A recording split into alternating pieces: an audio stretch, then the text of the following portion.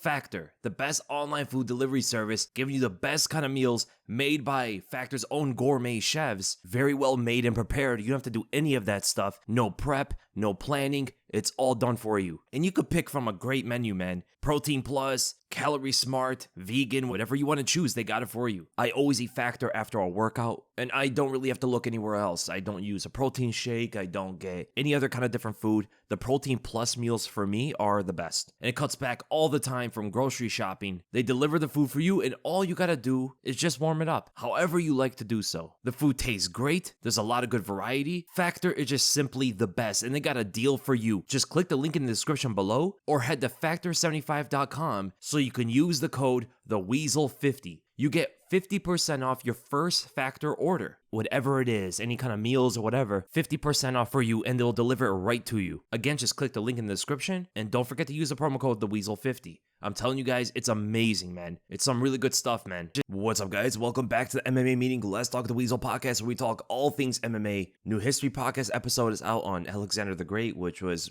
pretty fun, a lot to talk about, and that's gonna be obviously a two-part. There's way too much to put in into one podcast. But regarding MMA, just UFC 297 stuff, and we got news on UFC 300. So there were 2 fights added. I think the one that Dana was excited about, or thought the fans were going to be excited about, is the one that people didn't care about, right? We actually like the other one. So Kayla Harrison has been signed to the UFC. She was in the PFL. I don't know exactly how they pulled that off. And she's going to be a bantamweight. She's going to be a 135er. And that goes to tell me that the 145 division is probably going to be no more. If Kayla Harrison isn't the reason to continue 145, I don't think there's any reason to continue it. Unless Amanda Nunes comes back again, because Nunes made hints that she might come back and stuff. So Kayla Harrison's going to be not only in the UFC, but also on the UFC 300 card. And she's going to be fighting Holly Holm. I don't know why Holly Holm would be on 300. They're still trying to ride that Ronda Rousey wave that happened like 9 years ago. That wave died so long ago. But that's the only thing that seems to be riding Holly Holm into these fight night main events, fights on these pay-per-views. And now she's going up against Kayla Harrison. And obviously it's not going to be a main card. There's no way this could be a main card fight. It has to be a prelim. It could even be an early prelim. Honestly, I'm more excited to watch Bo Nickel. There's nothing against Harrison and Holly Holm. It's just Holm is so old at this point. Harrison is fairly one-dimensional. Holly Holm has improved her grappling quite a bit over the years, but it's nowhere near the level to deal with someone like Kayla Harrison. But that's not even the biggest thing about this fight. Can Kayla even make 135? She's been fighting at 155 for a long time. Her last fight was at 150, a catch weight, and one time in MMA, she made 145. Now they're trying to see if she can make 135? I don't know how she's going to make it. At 5'8", she's built like a bodybuilder. If she somehow makes it, she could probably lose this fight. Even though she should win, right? She should be able to get Holly Holm to the ground as soon as the clinch happens, and Holly Holm clinches with literally everybody she fights. But then again, she was able to get away from Ronda Rousey's clinch, and could prove to be a pretty difficult challenge the same way she was against Ronda back in the past. Kayla Harrison is bigger, stronger, better judo skills overall. Doesn't have great footwork though. Doesn't have a great entry, but the level hasn't really progressed too much at 135. So maybe she could find her way at an older, slower Holly Holm and get her to the ground. As soon as that fight hits the clinch, it's going to be pretty dangerous for Holm, but I don't think it's going to be completely one-sided. The other fight is way better. Sodiq Yusuff versus Diego Lopes is like 10 times better than Harrison versus Holm, in my opinion. I'm obviously going to watch both fights, but I'm very high on Diego Lopes, and they're giving him a guy who's not necessarily a older veteran, to build off that name. Sodiq Yusuff is going to be a quite dangerous test. This is someone who was in the top 15 and has enough experience against some of the other ranked fighters, just coming off a fight with Edson Barboza where he almost finished him in the first round. Then Barboza displayed probably the greatest comeback of that year. He also beat Alex Caceres. He fought Arnold Allen to a decision, before he fought Andre Fili. I think the fight that put him on the map for me was the fight with Mike Davis on the Contender Series. That is the best fight Sodiq Yusuff ever had, because him and Mike Davis had a very similar kind of like rhythm going for that striking match. It was explosive, technical, a lot of great stuff to watch in that fight, and I think he's going to be a tough task for Diego Lopes. Diego still shows to be quite wild. He is powerful. He's a very big guy for this weight class. He's long, and he throws punches at weird angles. He gets you to the ground. He has a nasty submission game. And I think Yusuff's defensive skills in all areas alone is going to create a bit of a wall for Diego Lopes to get through. And he's going to be technically the better striker of the two. But Diego has that kind of fire under him, man. He's got that intensity in the stand-up that could get to someone like Sodiq Yusuff. So that's going to be a fun one. So we know that Max Holloway is going to be fighting Justin Gaethje, and he's talking about how he's definitely going to be more ready for this one. The last jump up to 155 against Dustin Poirier, he made it seem like he didn't exactly know how to fill his body up to that weight class. And he said this time, it's going to be a different story. This time he knows the mistakes that he made before going into the fight. He knows how to get bigger for this one and not be overpowered and outsized by his opponent. And honestly, his striking skills overall are something that can give a good fight to Justin. If he can mix it enough in the stand-up and Gaethje's kind of covering up, there's a lot of body shots and leg kicks and head kicks and big punches around the guard that he can definitely land throughout that fight. It's just that big counter shot from Justin is something that Max is going to have to watch out for. And we know that Justin these days does not pressure you back. So he's going to have to break that momentum with these huge counter shots or even just simply a jab. Because that jab he showed against Raquel Pennington and back in the day against Tony Ferguson was an excellent technique and very powerful the way he throws it. He like stomps into it. There was like this heavy front step into the jab that gets to his opponent and causes so much damage. And I think Max, being the fighter that has taken more significant strikes than anybody else in UFC history, at some point his chin is going to crack. And there's probably nobody that would be able to do that more than Justin Gaethje out of anybody Max has fought before. Max is going to have to really rely on good entries off the jab and then maybe a right straight to the body, left hook over the top, and then anticipate that counter shot as soon as he sees that twitch. Right? As soon as he sees that movement from Justin that he's going to wind up at you. Because Justin sometimes will lower his levels before he throws some big punch to counter you or even intercept you with it, right? He's done this multiple times throughout his career and even recently with Dustin Poirier. He gives a pretty big tell when he plants himself to throw a shot, but just it's hard to see which punch or which kick he's going to throw from that startup. But as soon as Max sees that movement, he knows that Justin's going to try to counter him. So the exits and entries for Max Holloway are going to be the absolute most important thing for him. When he's in the pocket, he kind of can do his thing there, right? Like all the shots that he wants at that point. It's just knowing when to enter to engage with his shots and when to exit as soon as Justin Gaethje is looking to counter him or intercept him. If he can avoid that, he could avoid most of the damage from Gaethje. But from the distance is also going to be a bit of a hurdle here due to the leg kicks. Max is not great against leg kicks, and that may force unnecessary entries out of Max Holloway, and that can get him caught, right? That's why it's a very difficult fight for Max, I think, overall, but he can absolutely do things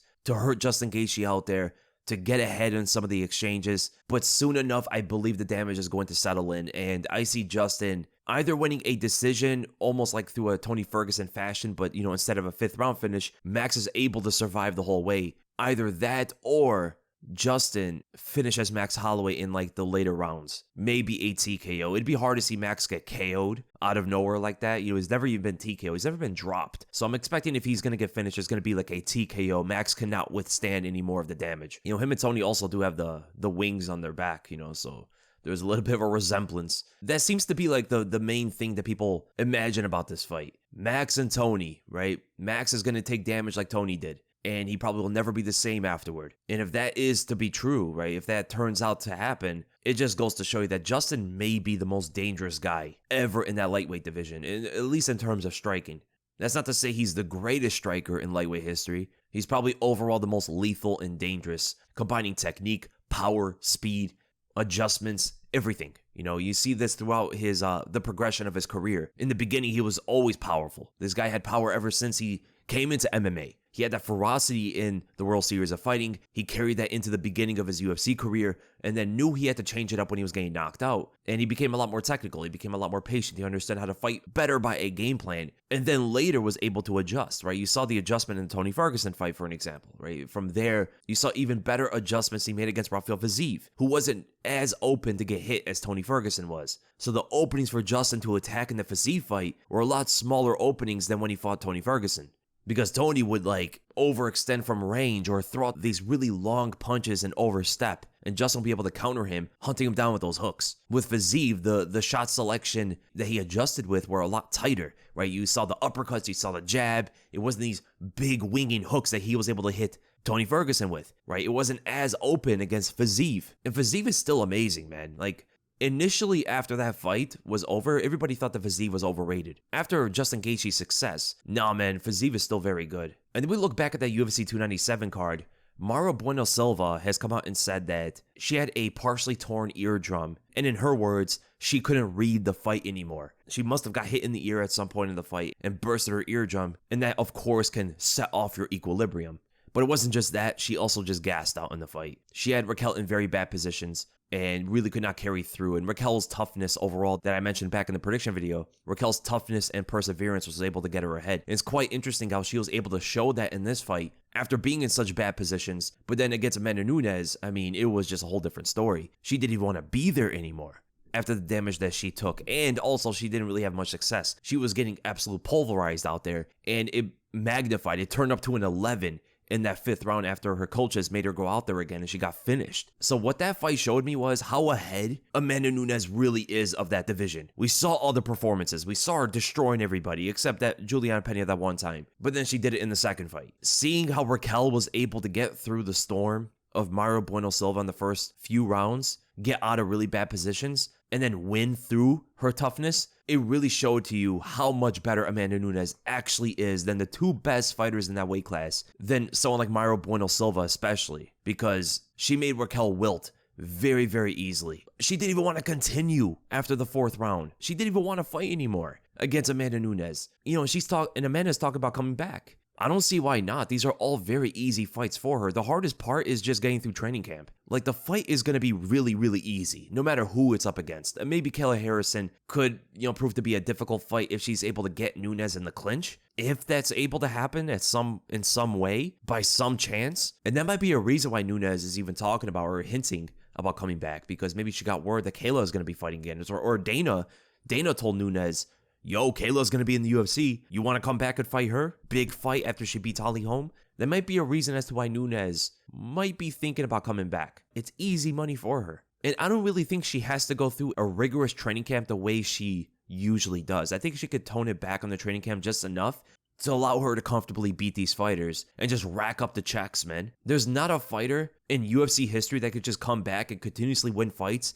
as an easy payday. Amanda Nunes has that opportunity in her hands right now to come back and just keep making money. But now regarding that main event, I want to clarify a few things about my scoring video of that fight. I saw a lot of the feedback. A lot of it was very logical, very understandable. A lot of them I honestly don't disagree with that are saying that Sean Strickland won the fight. Now, I don't have a strong stance one way or the other. If Dricus won, if Strickland won, I think Dricus won the fight, but I could agree with arguments as saying that Strickland won. It's a very close fight. I really don't have a strong stance as to who won the fight. It was way too close, even after analyzing it to be sure. The only disagreements I'm going to have here are about people basing the win off of Dricus' statement and Dricus' face after the fight. This is the only thing that I think is completely incorrect or illogical to go off of. Most of the arguments I'm seeing here is about cosmetic damage. Look at Dricus' face. This is a very old argument that is completely inaccurate and has been debunked many, many times already throughout the years. You can't judge a fight by how the guy looks afterward. This is a very 2013 kind of argument after GSP and Johnny Hendricks. And I could have sworn that argument died way back then. That's not how fights are scored. Rounds can be scored in a way like this, but even that is not going to give you the winner of a round. It's not going to give you the winner of the round, and it's definitely not going to give you the winner of the fight. The reason for this is there's some fighters that get cut up and swell easier than others. GSP used to get swollen and cut up so easily in a fight. The Diaz brothers as well. So it's not enough to just say, oh, look at his face in determining who won the fight. But here's the thing. We do know that cosmetic damage is scored. And I did score that. And I think a lot of people are missing that.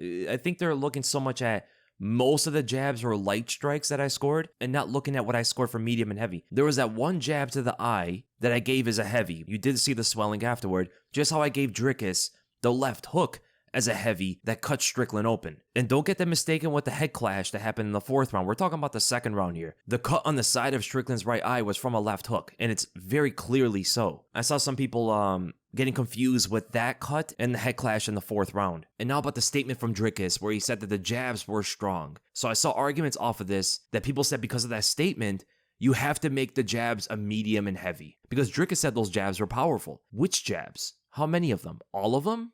There's no way all of them. If all of them were medium or heavy, Dricus should have been knocked out or maybe even dropped. At the very least, rocked in the fight at some point. And that never happened. Or Dricus just has the greatest chin we've ever seen. Strickland landed like 1 million jabs on Dricus' face. And you're going to tell me he never got rocked?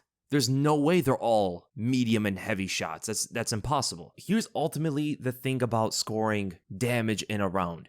You can't go off someone's statement, especially when a statement is so broad. Saying that those jabs were strong does not take away the fact that they're still jabs at the end of the day. Most jabs are not damaging in that way, unless we see them do so. The jabs that didn't do this, or the jabs that didn't create some kind of reaction or blow back of the head, I can't score those as medium or heavy, right? I can't go off Dricus' statement about the jabs being strong and guess which jab he's talking about. That'd be completely unfair. Imagine a fighter saying, oh, his punches are so strong, and then you automatically score every punch the guy threw as a medium or heavy. That wouldn't be fair to the scoring at all if you're going off that statement. So I'm only going to go off what the scoring system says. I'm only going to go off what the rules say. I can't go off anything else. We have to look at the reaction from those jabs. So the feedback I do agree with is, people saying that they still think Strickland won the fight. I can agree with that. Some of those jabs may have been a little bit more powerful than I gave it, or maybe weaker than I gave it. I can agree with some of those as well. Scoring, by its foundation, the way it's written, is always going to be subjective and arbitrary. So any analysis on top of that,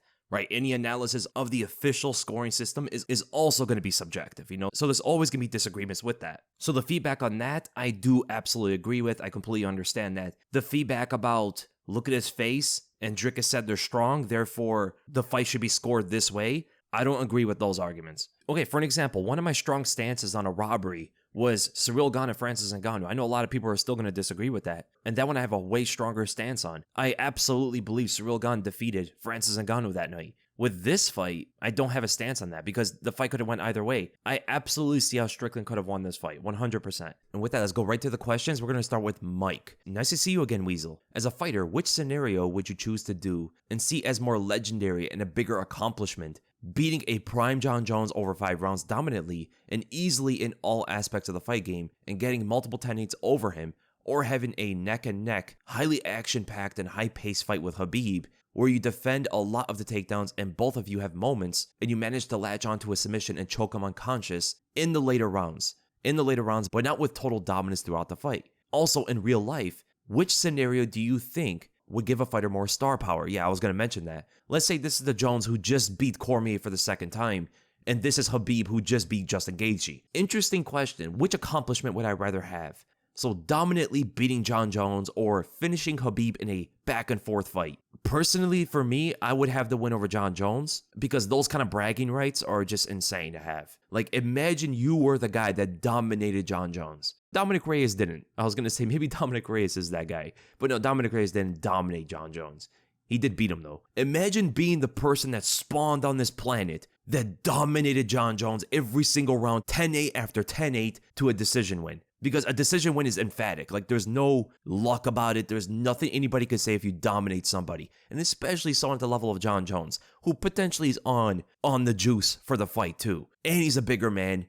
He's in his prime. He's known to be the GOAT of the sport. That's the one I would absolutely have for my resume. But it probably wouldn't make me as big of a star if I beat Khabib, even in a back and forth war, and I choked him unconscious. Choking Khabib unconscious would be probably the biggest moment in UFC history.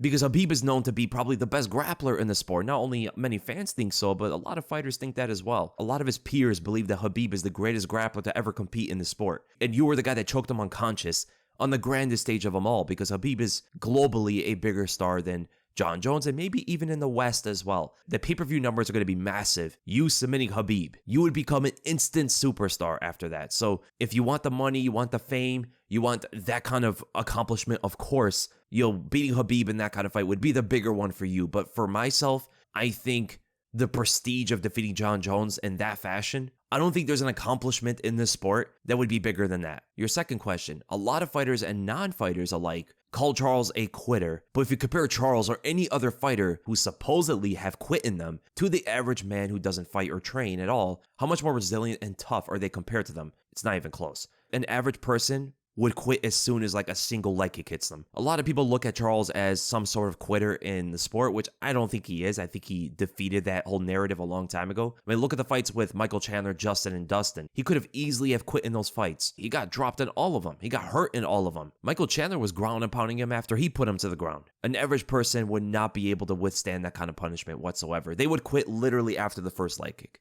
That's how tough these fighters are, man. And that's Charles, right? Charles is like 10 times tougher than the average person. Then you think of guys like Robbie Lawler fighting with a split lip, back and forth war with Rory McDonald, getting hurt, taking all different kinds of punishment, head kicks, elbows against the fence, jabs to the face constantly. Then the very next fight, he goes through another war with Carlos Condit. You think of guys like Vanderlei Silva, all the wars he went through over there in Pride, the back and forth with Brian Stan, the fights with Mirko Krokop. Then think of someone like Diego Sanchez, one of the toughest fighters ever. Michael Bisping fought with one eye. The level of toughness at the top echelon of the sport is absolutely extraordinary. Like, this is the kind of stuff you expect from the gladiators back in the day. This is the kind of stuff you expect from the guys who would fight to the death with pancration. I mean, absolute insane how tough these fighters are, man. Great questions, though. And then we go to Nano Peach. Hey, Weasel, as always, I love the content. Thank you so much, man. What are your thoughts on who will be the champion in the women's 135 by the end of the year? DDP and Sean, the headbutt, did affect the fight, but in my opinion, not as much as Sean is saying. Your thoughts? So who I think is going to be the champ by the end of 2024 in the 135-pound division? I'm hoping Norma Dumont, at least someone who's like somewhat interesting to watch. I don't want to rag on the 35 division, man, but like there needs to be some kind of exciting champion in that weight class. And I think the most exciting at this point is probably Norma Dumont for various reasons. Her fighting style is also very fun to watch. She's explosive with her striking. She looks for the finish, but I think it's probably going to be either Raquel Pennington or Juliana Pena. Unless Nunes comes back. Maybe Renan Aldana can get it, though. Could get revenge on Raquel. Back in the day, they fought each other to a split decision, a very, very close fight. And I think Renan Aldana's boxing has progressed so much since like 2019. Kayla Harrison, I don't expect her to make 135 that long. Even if she makes it one time, I don't expect her making it again. But Amanda Nunes can also get that belt. Now, the DDP Sean headbutt situation. Yeah, so I made a breakdown about that. The headbutt seemed to have landed, and it looked like it made the cut even worse. But we do know that the cut started because of an overhand. And there was an elbow that could have landed there as well. So, caused the cut and made it worse. Now, is it enough to completely throw you off your game? Yeah, it could. I mean, it's right in his eyelid. It's right there. That's not easy to fight through because the blood's constantly getting into your eye. But we have seen other fighters fight through that before. Like, of course, the Diaz brothers fight through something like this all the time. They more so get cuts on their eyebrow, but it's still a very bad spot to have it. But regardless, if a fighter is saying that a cut is hindering their performance, I would not doubt that at all. So I definitely do think it was pretty tough for Sean Strickland to fight through that. And he won the very next round after that happened. But yeah, it's never good to make excuses after a loss. I think at some point, these guys are probably going to fight each other again. Dana came out and said that, unfortunately, the fight is not going to have a rematch, or at least immediately. Maybe Sean needs another win. And I think a big reason as to why he's saying that is maybe they want Hamzat to fight Dricus now. And I'm seeing a lot of it now. It looks like after that performance between DDP and Sean, most people are believing that Hamzat is actually the best fighter in this weight class.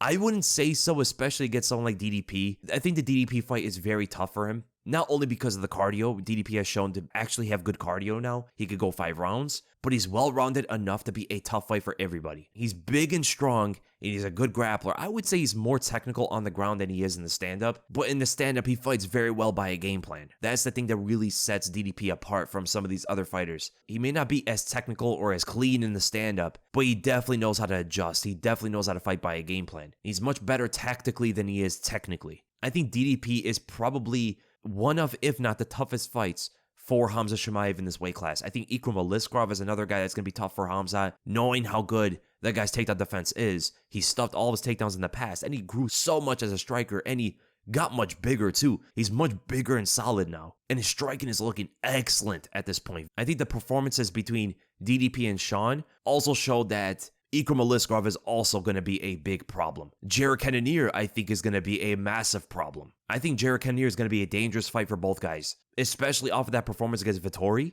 So honestly, a lot opened up in my eyes from that DDP and Sean Strickland fight. I think it shows that Israel Adesanya is a way better striker than DDP. Dricus will have nothing in the stand-up for Adesanya. Absolutely not. He would get countered all day. But Dricus would probably beat him on the ground. This is exactly what I talked about when I first made that video about what DDP's chances are against Adesanya. It seems like that is true, that DDP doesn't have the striking capabilities of handling someone like Adesanya, and Pereira too, but he definitely has the grappling, right? He took down Strickland easily, he just couldn't hold him down. It's a testament to Sean Strickland's ability to get up, right? He's shown this routinely throughout his fights. I made a whole breakdown on his ability to get up from the bottom and also defend takedowns, and that seems to be his best asset even before. Standing up and hand fighting is the best thing from Sean Strickland. He also has good underhooks and overhooks depending on the situation. So I do think that DDP would get Adesanya to the ground and he would probably submit him. He's just so physically strong. I mean, the way he was able to reverse that one body lock on Sean Strickland and just easily take him down was insane to watch. I think Jared Cannonier is a tough fight for DDP. Not only is he a way more capable striker, he's way more technical. He probably even hits harder. With him, it's still the takedown defense, right? That would be the thing about Jared Cannonier. I mean, this is the same guy who got taken down multiple times by Derek Brunson and David Branch. But he did show his wrestling against Marvin Vettori. He out-wrestled Vettori, so he might have gotten way better even defensively. It's just that Vettori barely shot any takedowns. But I think a fight between Dricus and Cannonier would actually be very exciting to watch. I think a rematch with Whitaker will also be pretty interesting. Whitaker just came out and said that he underestimated Dricus, and after seeing that Sean Strickland fight, he's sure about that fact. Basically, he said that he didn't think DDP was as tough and as hungry as he is. I do think a rematch would be interesting between them two. There's a lot of interesting fights for Dricus and Sean Strickland at this point in that middleweight division, but a lot of people don't seem to be too happy about that weight class. I was watching it with some of my friends, and they were saying the same thing. I kind of think so as well. Not necessarily that I think all of a sudden now middleweight is bad. I always thought middleweight was not that strong. But I think it confirms that it's not as strong as the lighter divisions. From 155 to 135, there is no weight class as competitive or as skilled as those. And it also puts into perspective, like, was Adesanya and Whitaker and all these other middleweights really that great? How much of a slope has his weight class gone down after Anderson Silva? Or maybe even after the Weidman and Rockhold days? But even back then, middleweight was never really too strong. Middleweight should never have been looked at as the most skilled weight class or anything like that. It has really good specialists, right? It has really good strikers throughout its time. It had some good wrestlers throughout its time. And you see someone like Dricus come around who can kind of do everything. He's capable enough in every aspect. He's good on the ground. He's dangerous in the stand-up. Maybe not technical in the stand-up, but he is dangerous. He's very physically strong, very big for the weight class. This is a kind of guy who has enough of that skill set to become the champion. You see many Dricuses at 135, at 145, at 155. You see many of these guys in the rankings as contenders, right? Those weight classes are full of well-rounded guys who are strong and powerful and dangerous. A bunch of those guys just all over those weight classes. But as soon as you get someone like that at middleweight, they're the best. There are no weight classes like 155 to 135. Those divisions are so skilled that some ranked contenders are better than some champions from welterweight to heavyweight. And look at Richard Connolly. Hey Weasel, got a few questions. Number one, many people, including you, said that Colby would be a highly difficult fight for Islam. But if the UFC 296 Colby turned up against Islam, how would he do against him? He would get annihilated. If that Colby showed up against anybody who's high level, he's gonna get destroyed. It's not even just Islam, right? Islam would destroy him, Charles Oliveira would destroy him, Justin Gaethje would destroy him, Arman Tsarukyan would destroy him, Dustin Poirier would destroy him.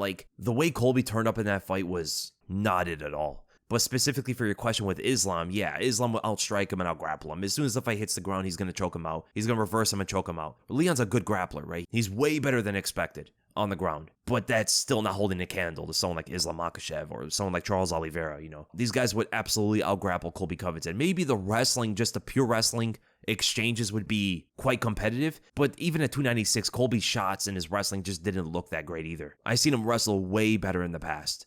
And maybe part of it was because he was going up against such a longer guy who was keeping good distance on him. But Colby's usually the kind of fighter that would close the distance. And he did do that against Leon. He was able to shoot on him. But even the shot selection wasn't great. The chain wrestling was there. The chain wrestling was the reason why Colby even got ahead of Leon at all, which has always been his best asset. Even at the state that he fought at UFC 296, his chain wrestling still showed to be superior and still showed to be his best quality of his skill set. But that would do nothing to Islam. If he tried to chain wrestle with Islam, he's going to get submitted at some point. And in the stand-up, every time Colby would go forward for some kind of strike, Islam would counter him, and he would blitz him down with some shots, land really good jabs on him because they are both in southpaw. In my honest opinion, I think Colby Covington is 1 foot out the door. I think the time off and everything made Colby think about other things to do outside of fighting. And then your second question, between these three scenarios, which one do you think would ruin the fighter's legacy the most? If Volk goes on a losing streak and his final loss being to Raul Rosas Jr., who moved up to featherweight, that would be crazy.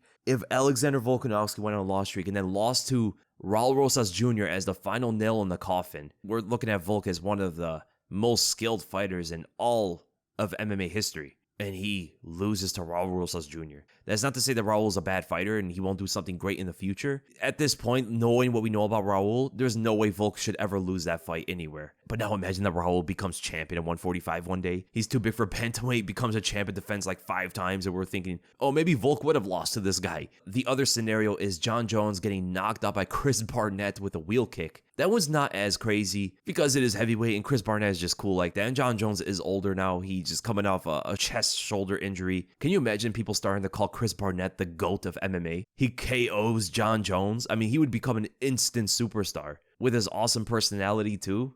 I'm up for that. That would be awesome to see. Barnett actually get some star power behind him. And then the third scenario, if Khabib came back at welterweight and got beaten by Neil Magny, I'm so happy for his last win against Mike Malott, but that's the skill level he's at.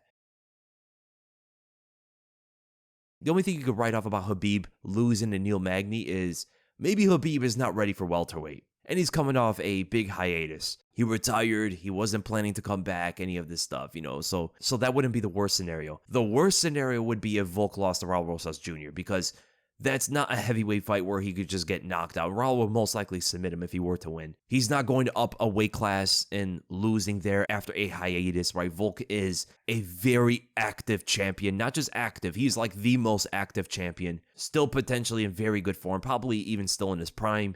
Losing to Raul Rosas Jr. in the featherweight division, a guy who's coming up from bantamweight, that would be absolutely the worst scenario of those. And then your third question, if Khabib had a grappling match on the Fight Pass Invitational with a highly credentialed grappler like Mayra or even ADCC champion Matthias Diniz and lost by submission, do you think it would affect his legacy to a great extent in the eyes of casual fans? Would you think that his aura of invincibility would disappear, yes or no? Yeah, it would. Even though it's not true, him losing to Mayra or Diniz in a grappling match is absolutely understandable. So Khabib is known for his combat sambo background, right? But he wasn't the highest level there. He was good, very, very good. But Islam, for an example, was a higher level combat sambo fighter than Khabib was. And in a pure grappling, and that's combat sambo, so it's not going to be just grappling. In a grappling match is a different element, right? Khabib and Islam were doing pretty much MMA with a gi before they got into MMA, which is a big reason as to why they got so far and succeeded in MMA itself. Losing a grappling match to Maya or Diniz is not going to be crazy, but the casual fans absolutely looked at as like, Khabib is not invincible, you see? Khabib finally lost, even though he has lost before in Sambo. It would not be his first loss in his entire combat sports career. But that aura of invincibility would somewhat dwindle. I won't say it would go away or disappear, because everybody would know in an MMA fight, he was a completely different beast than he would be in grappling. And even for the casual fans, they would need to see him lose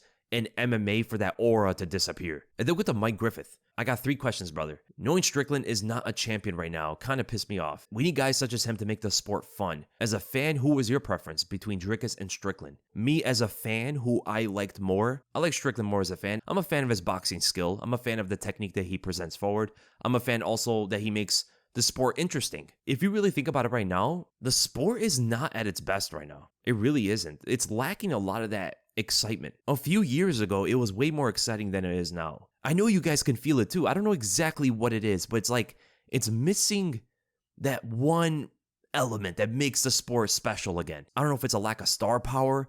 I don't know if it's a lack of personality or fights, or I don't know exactly what it is. Is it because we're coming off the whole COVID wave and that's kind of died down now? Because you remember during COVID, there was so much excitement around this sport. It was the only thing going around. Fight Island was talked about. No fans at the arena was pretty interesting to watch for a few years. You can hear everything, see everything. It became a lot more of a raw sport to watch. You still had great personalities during the time. Conor McGregor was back.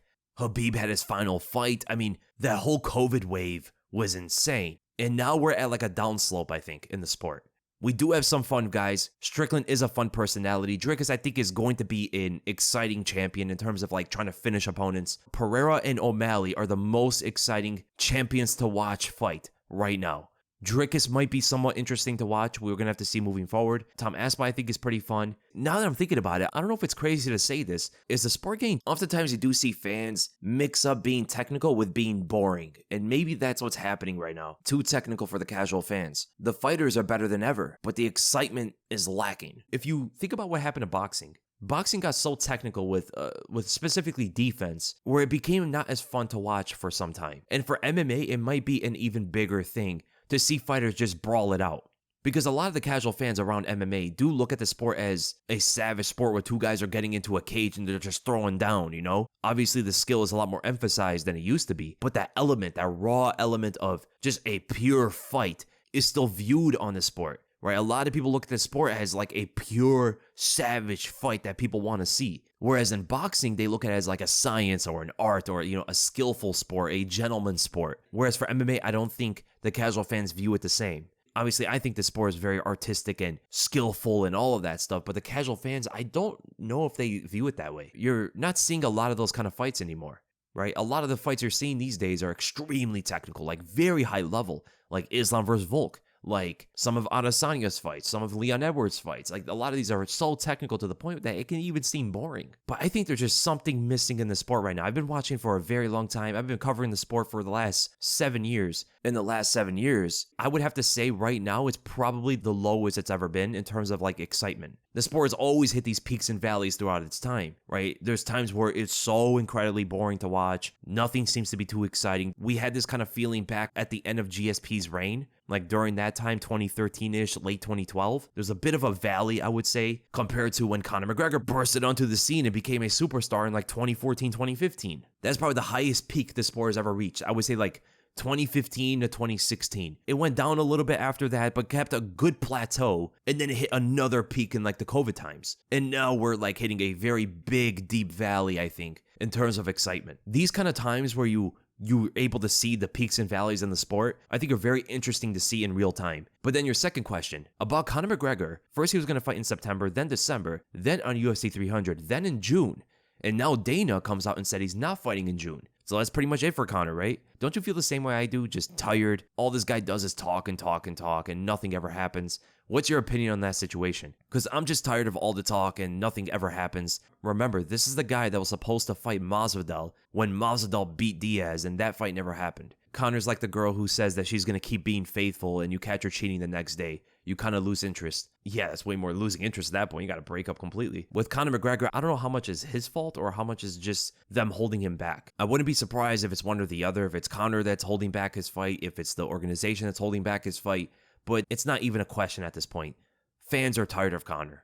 Fans are tired of fighters that say they're going to fight and they never do. That's not going to change the fact that if Conor ever comes back, it's going to be a mega pay-per-view sale, which is a reflection of how much people do care about Conor fighting. But nobody believes he's going to fight until he steps into the cage, and it's quite disappointing because Conor was never thought to be that guy. Conor was never thought to be the guy that would always be on the sidelines talking that he's going to fight. Hey, I'm going to fight this day, I'm going to fight that day, and never goes in there. Remember when he used to always be the guy that would say, I'm the guy that would fight anybody, anywhere, no matter who the challenge, he's a blank face. I don't see the opponent. I'm just going to go right through him. As time goes on, the more I miss that 145 Conor, right? Conor at 145 in the beginning of 155 was just a completely different guy. Super inspirational, super fun to watch. He was always ready to fight. The only thing that hindered him was injuries, whether it was him getting injured from the Max Holloway fight or his opponent getting injured. And even with his opponent getting injured in Jose Aldo, he took up a short notice fight with Chad Mendes. He was a different fighter back then. And now seeing him constantly talking about coming back and not doing so, and it's not the first time. I know he got injured, his leg broke and stuff, but it's happened before too. He's talked about coming back so many times, and it just takes him forever to do it. Everything changed with that Floyd Mayweather fight. Everything. He completely changed as a fighter. He completely lost that hunger, and I don't blame him for doing so. Anybody who makes close to 9 figures in a fight in 36 minutes is of course going to lose motivation. The same fire that they had when they were coming up. They beat the sport. They won in this game. Once you get to that level, you won. There's nothing left for you. Unless you want to chase legacy, right? Because Conor still needs some legacy moments for his career. He won the 2 belts. He beat the pound-for-pound greatest at the time, but he never defended either belt. And he never went up against multiple contenders, which all the champions have done and built onto their legacy. I mean, can you imagine your dream to become the most successful MMA fighter in the world and just break records? You train in your mid-teens, like 14, 16 years old. You're working on your boxing every single day. You're going through hard sparring, getting punched in the face, maybe even knocked out a couple times in sparring. You're going from gym to gym, trying to find the right place, find the right coaches that are fit for you, trying to build like this family of teammates while you have to work on the side to make money, or maybe you're not working at all. You're going full steam ahead into your career. Times are tough early on, and you're just scraping by to get to the gym every day. You have this deep passion and belief that you're going to make it one day. All of this is going to pay off. all of this hard work, all of this stress, everything is going to pay off. Once you're 18, you start taking up some fights. You get some good wins and you're knocking people out, but then you lose. You get submitted in the first round of a fight. Then you win your next one. And then you lose that one too by submission. You're like, shoot, man, maybe this isn't for me. You start doubting yourself. Did I just waste the last 4 years training, scraping by for this dream, and it might not happen? Maybe I was fooling myself. Your teammates, your family is trying to bring your head back onto the path, back in the right place, and you continue to train. We'll give it a little bit more. We'll take some more fights. Let me adjust. Let me fix some of these mistakes, because martial arts is an art form, right? You need to touch up on the canvas in order to become that complete fighter so you never lose again. And you find the magic switch. You start knocking out everybody. You're not losing anymore. You go on this long win streak, win champions in regional organizations, but you're from a faraway foreign country. It's harder to get noticed in these countries as you're trying to make your way to the United States and get into the premier organization of the world. So you can display your skills and become that fighter that you dreamt of under the big lights. And even at this point, your parents are scolding you after all this time, to get a job, to get your life together. Forget about this dream. Forget about this fairy tale. You need a job. What kind of man doesn't get a job? What kind of man doesn't make money? What kind of man doesn't work? A usual scolding from your father. Roaring crowd of tens of thousands of people watching you, cheering your name. Fame, money, status, legacy, everything you worked for finally comes into fruition. This is what you're dreaming about. And it's just tough. It's so tough to get there. You're winning so many fights in devastating fashion, looking impressive doing so. And you're just not getting noticed. Not only you, but nobody in your country is. And you're starting to think maybe what all my friends and family are telling me, that it's just not possible for a man over here to make it into the UFC. So you start giving up. You start questioning yourself. Maybe I should take up a job, man. That kind of life is not so bad, I guess. What else am I going to do? You might fall into some temporary depression. You might start to think things over, and you wasted so much time sparring and training, getting punched in the face, punching other people in the face, honing your skills for so long for it to all just go away as like an impossible dream.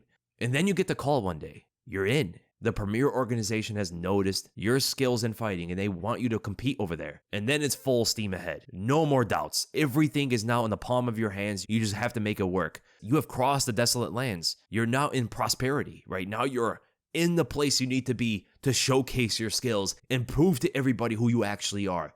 Gain everything you dreamt of, and you're competing just like you were in the regional scenes, and even more impressively. You're hitting a new level, and you're gaining the fans behind you. The country that they all thought that it was impossible for a man from home to make it into the UFC are all backing you up. That kind of feeling has to be so special. You knock out ranked fighters, even getting injured in one of your fights. Nothing deters you. Everything is about moving forward. This injury is not going to stop you. You're going to train mentally at this point. Okay, you can't train physically. You're going to train mentally. You're going to watch the sport, analyze it. It's mental training more than physical. Then you come back a whole new fighter. Everybody in the training room is absolutely at awe of how much better you have gotten coming off an injury. You start knocking out contenders. You are finally matched up with the champion, the pound for pound number one in the world. Not just any champion. He's the pound for pound number one fighter in the world who has been undefeated for nearly a decade. He's been the champion way before you even came into the UFC. But that goal is right in front of you. That champion is not just a fighter. He's the goal you're looking for. Defeating this man makes everything you've dreamt of happen. And he pulls out. He gets injured. You understand it in a way. You understand, I was a fighter too that got injured. It happens, but still, this was the guy. I need to beat this guy. Can he just not get injured? Can he just stay there for the fight? I'm not going to let this moment pass. Everybody's waiting for me to fight. I will take up a short notice opponent. I will prove myself to the fans. Everybody's doubting me against this seemingly short wrestler with an overhand. Everybody's doubting me against this guy. I can't wrestle with him. I will prove them all wrong. And imagine now you get injured, but you still truck forward. You have to participate. You cannot turn out like that champion did. You cannot look like he did and pull out. You go into the fight a bit compromised and you win. You win the interim belt. The fans are going crazy. Huge pay-per-view sales. You have become that superstar. You're scheduled to fight the champion again. Unify the belts. Your country versus theirs. His country has been in the UFC for a very long time, since the very beginning. The sport was birthed with them. Your country was completely forgotten. Barely anybody's ever participated, let alone become champions. So you got full support of your own country behind you. You go into the fight and you knock him out in record time, 13 seconds. The world goes insane. No one's ever seen anything like it before. You have finally achieved your goal. You became the champion, you became a superstar, you have the money now. It was tough, but you even surprised yourself along the way of how easily you made it happen. And it just multiplies from there. It's only going to get more and more. You're only going to get more money, you're only going to get more fame, you're only going to get more status, and you could build upon your legacy. That's the risky part, but you're willing to take it. The whole sport is a risk. You're looking at the next belt, prove all the doubters wrong again about your abilities to rise up to another division and take that belt. But that champion pulls out as well, and they offer you another short notice opponent. Not even a champion, not even a guy that's highly ranked, but you did this before. You took up a short notice opponent who was seemingly even better than this challenger, and you made a special moment out of it. So let's do it again. Let's make another special moment happen. Everybody believes it's going to be an easy fight, and you believe it as well. You're at such a high in your life that you have become a bit overconfident in yourself, or maybe more accurate to say, you have underestimated your opponent. And it all comes crashing down. You lose for the first time in many, many years. You didn't lose the belt, but you lost a bit of that touch of legacy. And you have to get it back. Forget the champion. Forget anybody else. I want that fight back. I want to make things right. You go through a war with the same man. You finally get out on top, and it's such a good fight. The potential loss of stock from the first fight goes away, and your stock only raises. The rematch is even bigger, and you get that next championship fight in place, more belts to claim and more legacy to snatch onto. You defeat the champion in the next weight class with one of the greatest performances of all time. So you just knocked out a champion in record time, and then you put on one of the greatest performances from a challenger against a champion in UFC history. And then you get your big break to line up a fight with one of the biggest superstars combat sports has ever seen in another sport. Guaranteed tens of millions, maybe even $100 million if you take this. And that's the big break. You go into that fight, very memorable press conferences, big showcase. It doesn't matter if you lose. You're not supposed to win this. You go out there and perform at the best of your abilities, and you come out with a nearly 9-figure payday. How can you ever go back?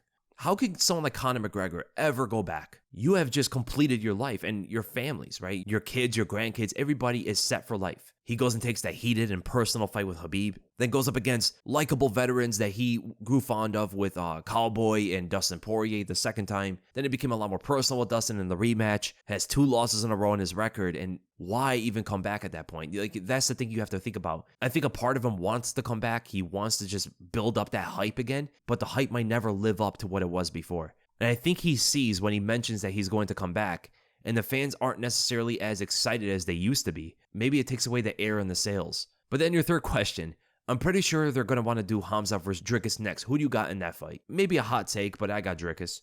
I think the 5 rounds is going to give him the win here. I think Hamza will beat him in the first round. I think he might beat him in the second round as well, but I think Hamza will start a gas out as Dricus puts the pressure on him, tries to grapple with him, tries to reverse him when the fight gets to the ground, throw big punches at him, big body shots too. He knows to work the body as Hamza's cardio has been questionable a few times.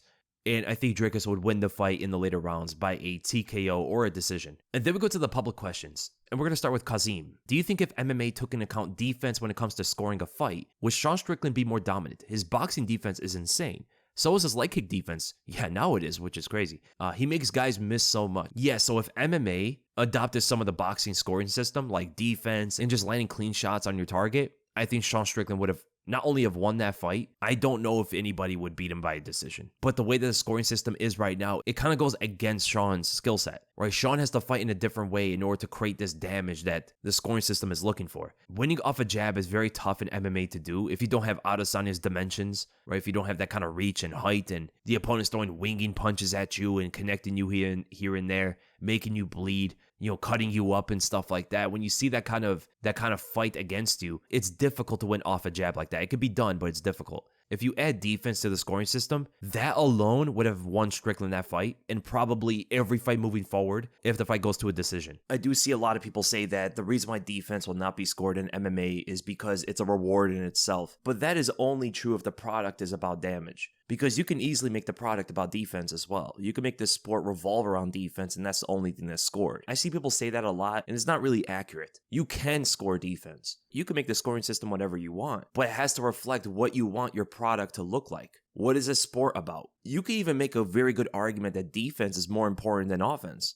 right? Defending yourself is probably more important than inflicting damage on your opponent. But the real reason why defense will probably never be scored ever again in MMA is because it will incentivize fighters to fight defensively. And we know they don't want this fight to be defensive. They want this fight to be offensive, inflict damage, and be a spectacle, be a spectator sport. Fans won't be happy to see a defensive sport like that. I mean, look what happened to boxing after Floyd. For a while there was a lot of guys who were imitating that whole defensive approach, and it wasn't great for boxing. Because remember what I was talking about before, this sport is still looked at as like a raw fighting sport. A little bit of savagery even still. And you cannot take away that appeal that the fans have, because the fans love that part of it, right? The casual fans love that excitement that this fight brings forward, right? They love the Rory McDonald and Robbie Lawler fights. They love the Robbie Lawler and Carlos Condit fights. They love the Dan Henderson and Shogun Rua fights. Like they love that kind of stuff. Diego Sanchez and Gilbert Melendez. This is what a lot of the casual fans love. I mean, it's what actually brought the sport on the map for a lot of fans with Forrest Griffin versus Stephen Bonner.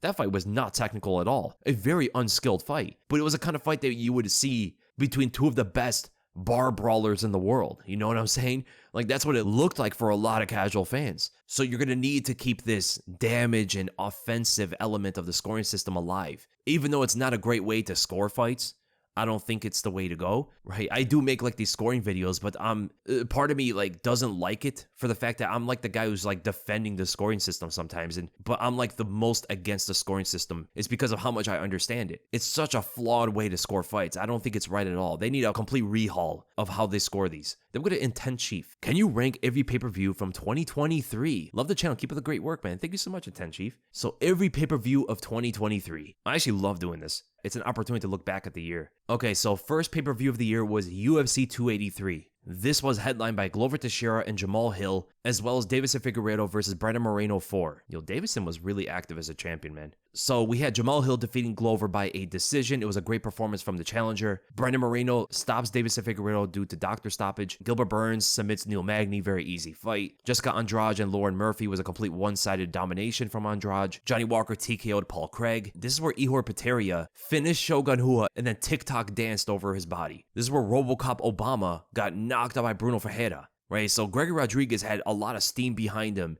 in 2022, and then he just gets KO'd in the first round by Ferreira. That was crazy. Thiago Moises' submission over Costa. The Bonfim brothers performed on this card. Gabriel Bonfim with a quick submission. Ishmael Bonfim with the flying knee knockout of Terrence McKinney. You had Gelton Almeida on the early prelims. TKO Shamil in the second round. This card was really good. The second card, UFC 284, was Islam Makhachev versus Alexander Volkanovski 1. So these are my rankings. I have UFC 290 as the best card of the year, which was Volkanovski versus Yair. I have 291 in second place, which was Gaethje versus Poirier.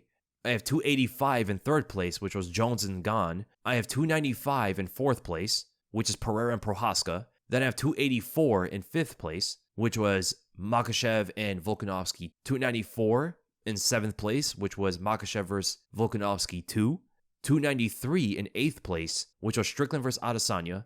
287 in ninth place, which was Adesanya and Pereira. 286 in 10th place, which was Edwards versus Usman 3. 292 in 11th place, which was O'Malley and Sterling. 296 in 12th place, which was Edwards and Covington.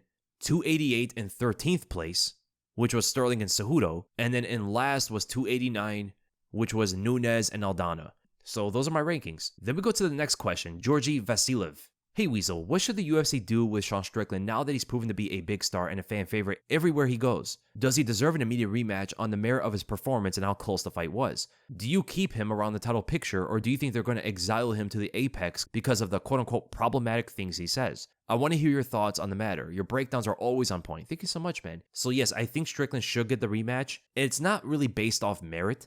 Part of it has to do with how close the fight is, but it's mostly because there is no other guy that's there to fight Dricus. Who else is there to fight Dricus, right? You have to go kind of like off of default. Hamza never fought a ranked middleweight. You can't put him in a championship fight now. Maybe one win for Hamza, and then okay, he beats a top 5 guy. At least we got something going here for Hamza. I guess Cannonier is another guy you could look at, but he's injured right now. He doesn't have a comeback date, but he is only coming off one win against Marvin Vettori, which was a fantastic performance. He had a rough first round, but dominated him for the rest of that fight. And he has a win over Sean Strickland too. So if there is somebody else, it would be Jared Cannonier versus Dricus Du Plessis. You can't give Adesanya an immediate rematch. He already got that against Pereira, and he got dominated in his last fight against Sean Strickland. If Dricus dominated Strickland, then there is no rematch. So off of the lack of options and how close that fight was, a lot of people thought Strickland won, a lot of people thought Dricus won. It's back and forth. Let's do the rematch. In the meantime, because you could just put them to, they would have another big fight together, and then you have like Hamza fight Adesanya to determine who's the number one contender, or if Cannonier is able to come back. You could put together a bit of an order while these two fight each other again. And I see some people say, oh, but they never do this kind of thing. Yeah, they do actually. Remember when Johnny Hendricks lost to GSP? Johnny Hendricks wasn't even the champion, and they were going to give him an immediate rematch. He wasn't even the champion. Strickland was the champ, and he lost a very close fight that a lot of people thought he won. Johnny Hendricks was a contender. He was a challenger who a lot of people thought beat GSP. Maybe you could probably say that more people thought Hendricks beat GSP than Strickland beat Dricus. But regardless, Strickland had the belt at least. He had a little bit more merit for a rematch than Johnny Hendricks did as a ranked contender. And they were going to give that guy a rematch. I believe they were also going to give Dominick Reyes a rematch against Jon Jones.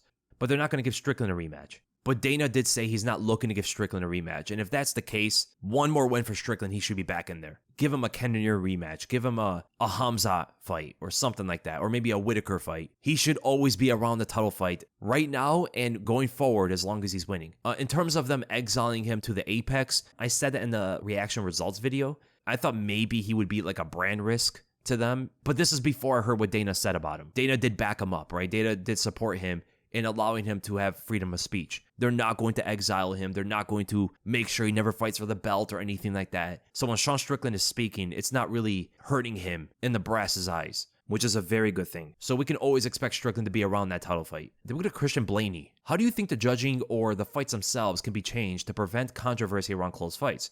Something like an additional sudden death round like BKFC. I wouldn't be opposed to that because the Ultimate Fighter does that too, right? The Ultimate Fighter has like this, all right, additional round is too close. This is the round that's going to take all the marbles. And I think that actually takes away a lot of the scrutiny from the judging. If you do this like sudden death round, it doesn't matter what happened in the other rounds. It's even. It's an even fight. The rounds are way too close to call. Let's give them one more round to really know who won this fight. I think that's one way you can go about it. Be more lenient on draws could be a good thing. Like the Strickland Dricus fight should be a draw. Colby versus Usman the second time should be a draw. Cyril Gane versus Francis, I think, could be a draw. There's too many fights that they have that they want to score a winner then give it a draw when draws are also necessary. Sometimes fights are way too close to call. You can also present more judges, right? Different perspectives. Maybe you could have 10 judges. Maybe you could have 12 judges. Maybe you could have 5 judges. Open scoring, I think, should also be a thing, just to kind of like change things up a little bit and allow fighters to know exactly where they are. I know there is some arguments against it, like a fighter will start coasting if he knows he's winning.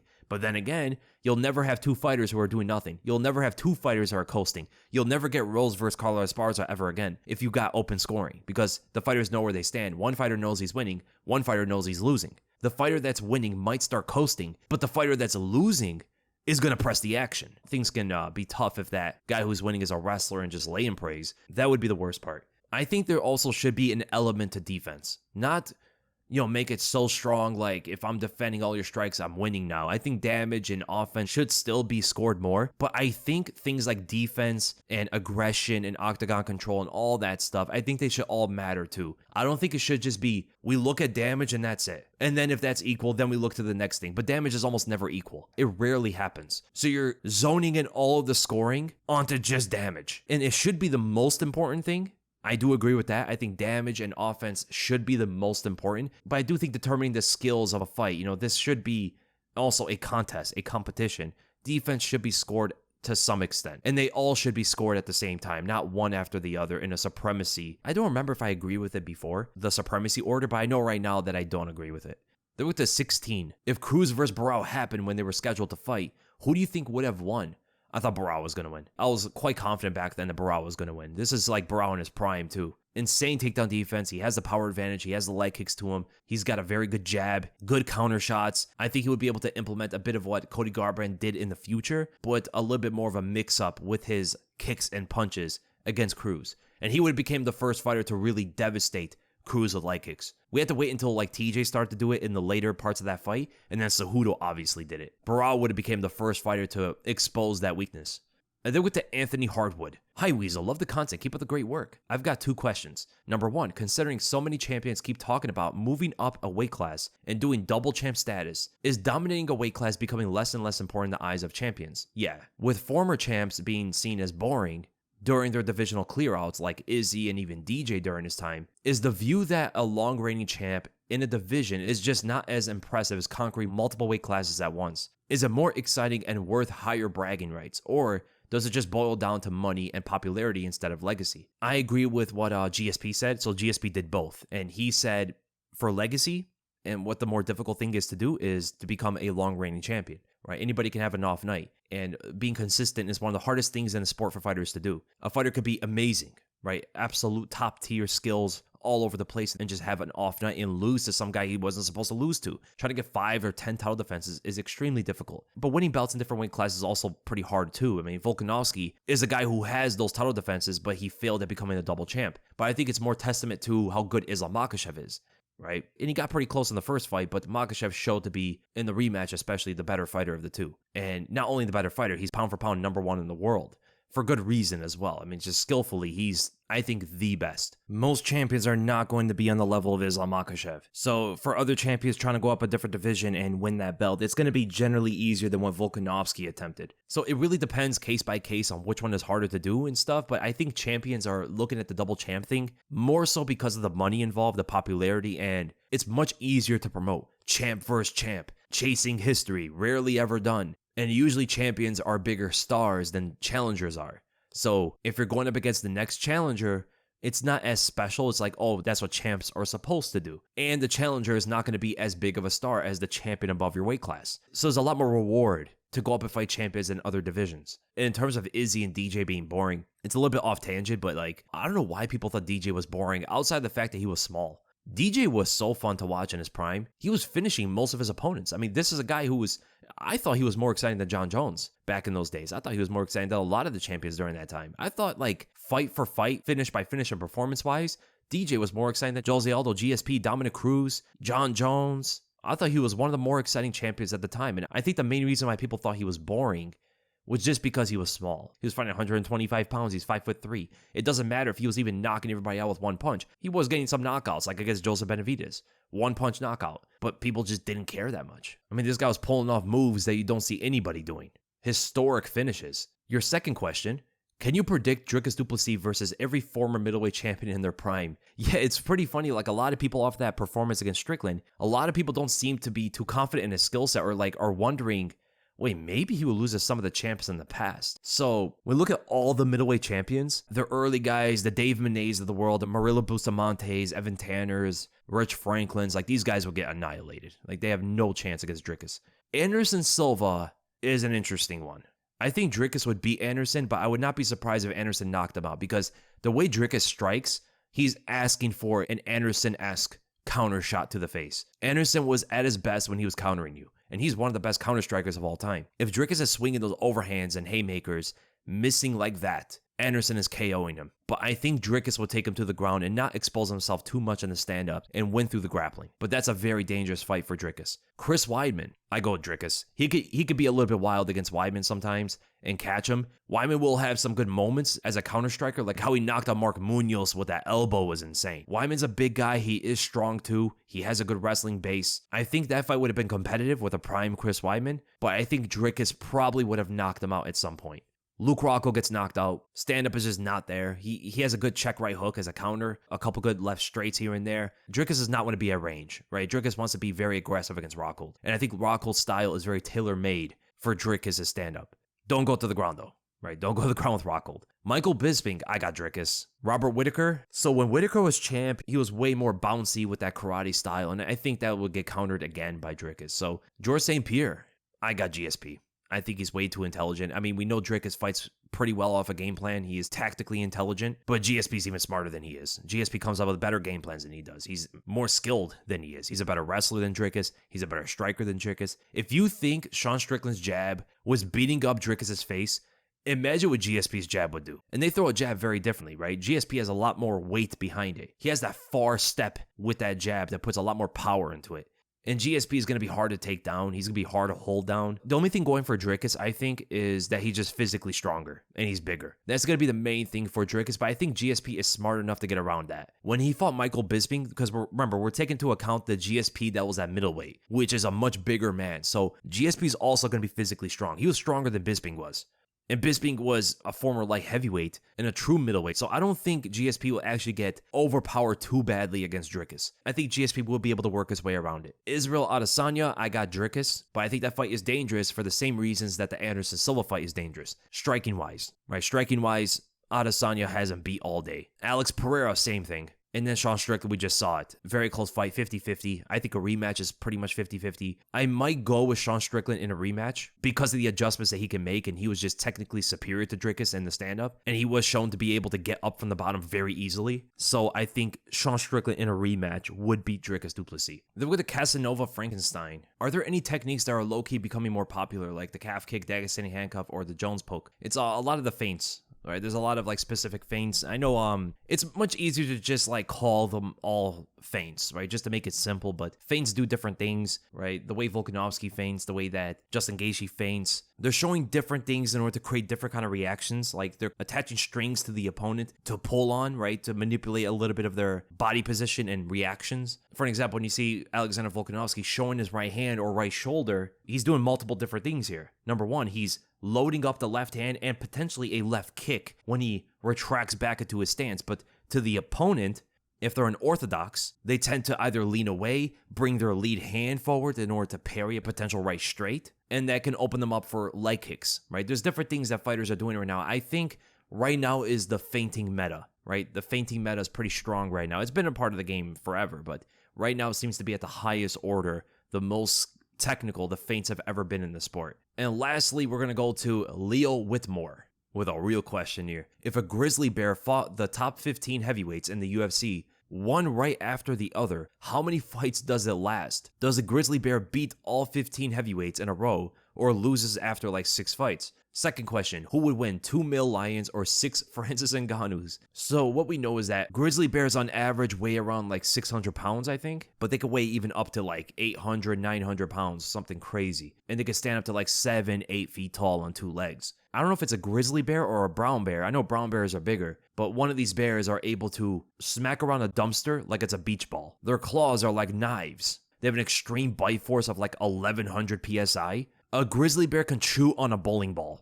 Can you imagine if they got those jaws on a human? I know a lot of mammals that reach high speeds, right? Grizzly bears can run at like 30 miles an hour, 40 miles an hour or something. They can't do it for that long, and they get exhausted very fast when they run that quickly. And we do know in a fight, they're definitely going to expend a lot of energy. However, they walk a lot. They'll walk like 20 to 30 miles a day, but that's at a very low intensity, you know? So I don't know exactly how long it could keep up, but off of what I imagine, I think the grizzly bear will get tired after like the 5th or 6th heavyweight and maybe get past the 7th or 8th before it loses. So maybe Alexander Volkov is the one that beats the grizzly bear. Can you imagine Derek Lewis throwing a flying knee at a grizzly bear? Can a grizzly bear take a flying knee from Derek Lewis? And then for the second question, 2 Mil Lions versus 6 Francis Ngannous. Those Mil Lions are eating up Ngannou for breakfast, lunch, and dinner. Do you know how big full-size lions are? They're like 9 to 10 feet long and weighs like 400 pounds, I think, or 500 pounds. And you have to also remember that lions are extremely fast. If a lion charges one Francis Ngannou, that is over literally in like 5 seconds. That fight is over. And then he'll go to the next. And then now there's 2 lions. Even though there are 6 Ngannous, I don't even know if it can knock out a male lion. You see how big that head is? A lion has a shield for a head. That is one of the only creatures that could take an uppercut from Francis Ngannou. So I would say one lion will probably get defeated by the 6 Ngannous. Maybe 4 or 5 of those Ngannous would defeat one lion before one of them goes down. And then it would be like a one-on-one at the end. And we know what would happen in that one.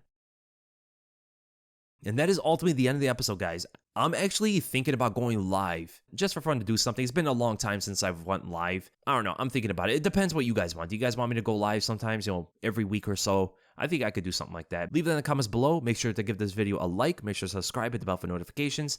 And I'll see you guys in the next video.